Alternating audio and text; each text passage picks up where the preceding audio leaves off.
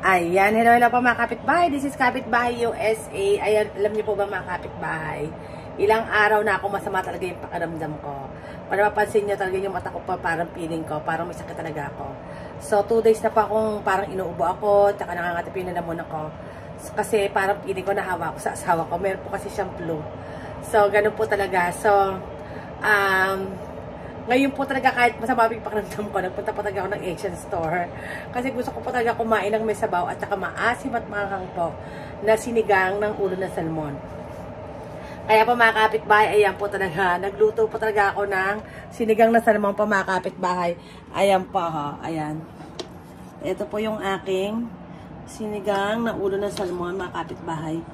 Alam niyo po ba mga kapitbahay, talagang naniniwala talaga ako na ang po talaga nakaka-happy talaga mga kapitbahay.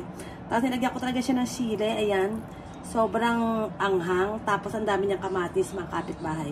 Sobrang ginalingan ko po talaga ang pagluluto para po talaga yung lasa po magaling. Nilagyan ko po siya ng sibuyas, luya, kamatis, at saka po lemongrass, ayan. Tapos ang pinakagulay ko lang po, yung talagang bok choy, pechay lang para sa atin. Yun na lang po yan kasi ako lang naman po kakain. So, 4 na ulo po yan mga kapitbahay. So, parang feeling ko, sa mga moment na to, parang feeling ko gagaling talaga ako. O, diba? Excited na si kapitbahay talaga. Kaluluto lang po mga kapitbahay. Ayan po yung ulo, o. Sobrang nakaka-happy po talaga. Mga kapitbahay, sobra. Talagang nag-drive lang ako mga kapitbahay doon sa Asian store. Tapos wala talagang nag-jacket lang ako, naka-chineris lang ako mga kapitbahay dahil talagang wala talaga akong sa mood talaga, yung alam mo yon, like I just wanna buy my ulo head ng salmon talaga, tapos gulay, that's it. Then I paid and I go back to home. Then ayan po talaga, naluto ko po talaga yung aking napakasarap na ulo ng salmon. Ayan po mga kapitbahay, kung napansin nyo, ako ay happy-happy na talaga sa mga moment na, pero kayo na po talaga, medyo latang-lata po talaga ako. Pero I try to talaga kumilos-kilos po talaga ako.